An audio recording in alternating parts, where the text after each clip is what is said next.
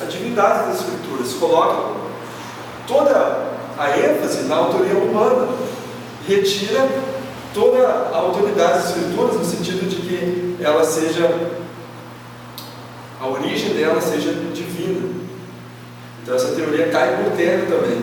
Ela tenta colocar somente os homens como autores das Escrituras, o que sabemos que não é verdade. Então algumas outras teorias são queridas. Uma outra teoria que as pessoas creem acerca da inspiração é a teoria do conceito inspirado.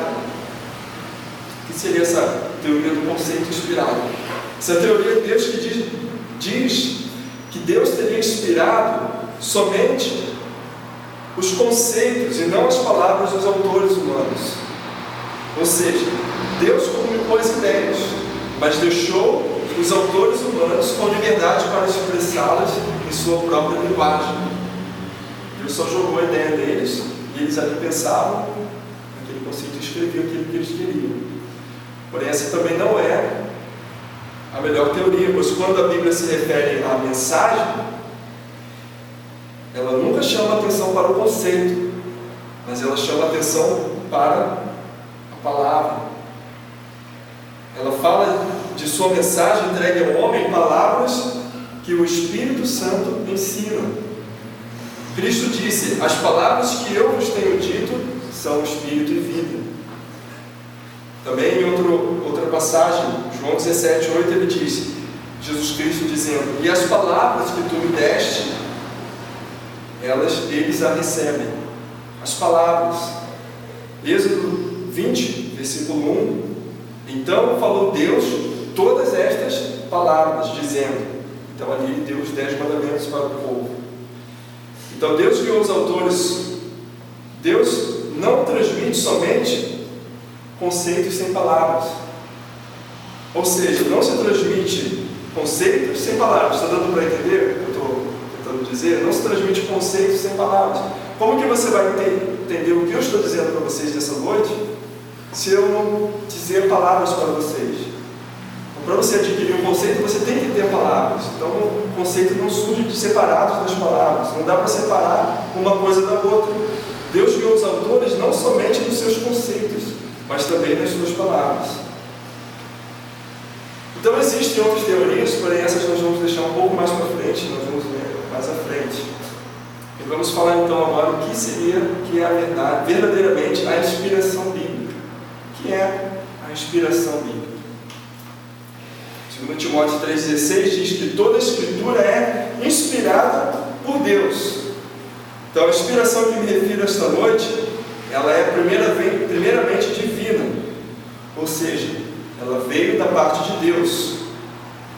Ela é inspirada por Deus. A origem das Escrituras é proveniente de Deus. A palavra inspiração, no português, ela é muito utilizada, a inspiração no sentido de motivação, né? O pastor João Vitor estava comentando comigo aqui um pouco antes da mensagem, que há pessoas que acreditam que o cantor cristão é um livro inspirado por Deus.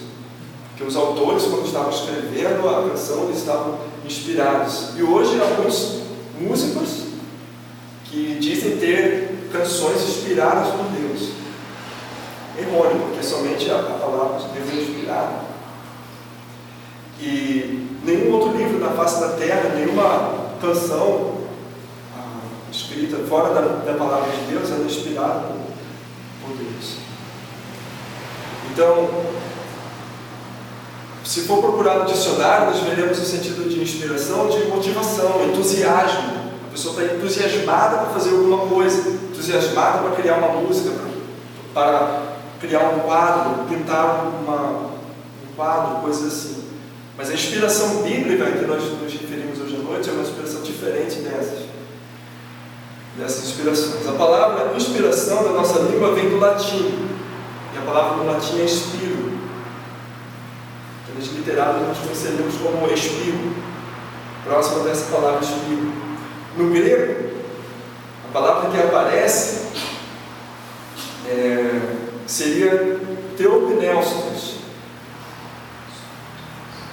O que é esse teopneustos? Né? Estou usando aqui o grego só para tentar ilustrar melhor para os irmãos conceito de inspiração divina.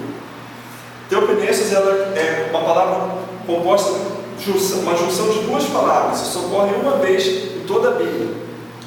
Theopneustos vem de Theos, que é Deus, e Pneu, que quer dizer sopro. Então, o sopro de Deus.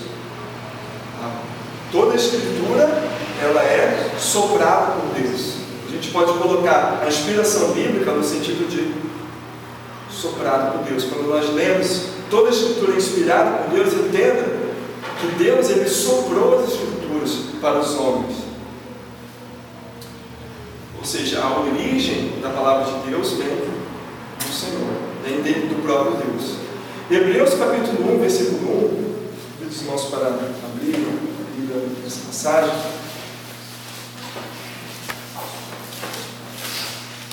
Hebreus capítulo 1, versículo 1 diz, vou deixar um tempo para os irmãos se encontrarem.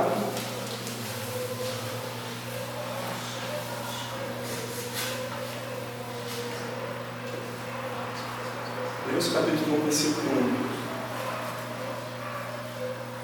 A palavra de Deus diz: havendo Deus outrora falado muitas vezes e de muitas maneiras aos pais, pelos profetas, nestes últimos dias, nos falou pelo Filho, a quem constituiu o herdeiro de todas as coisas, pelo qual também fez o universo. Hebreus capítulo 1 está dizendo aqui que Deus falou aos homens de muitas maneiras, muitas vezes, muitas maneiras, e também através do Filho dele, o Senhor Jesus Cristo. O interessante dessa passagem é que vemos que Deus falou ao homem. Isso é algo importante para nós. Deus se comunica com os homens. Deus se comunica com as suas criaturas. E Deus, quando Ele fala com o homem, Ele fala numa linguagem em que o homem possa entender. Uma linguagem clara. Ele que é um Deus eterno, um Deus infinito, completamente superior, absolutamente, eternamente superior a nós, homens pecadores vários. Ele se comunica conosco numa linguagem que nós podemos entender.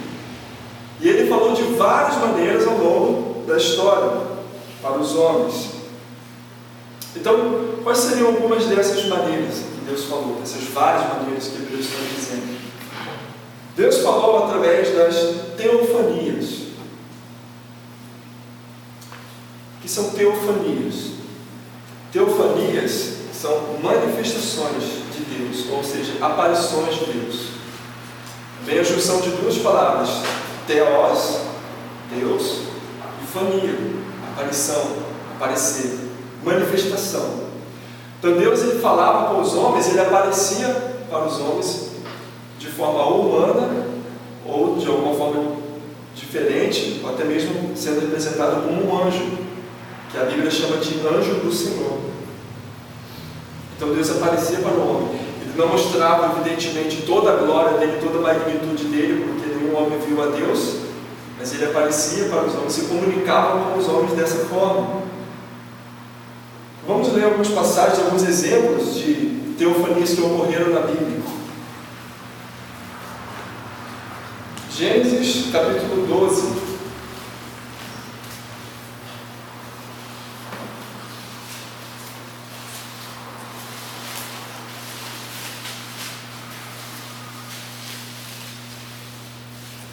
A forma humana da teofania é caracterizada por duas formas.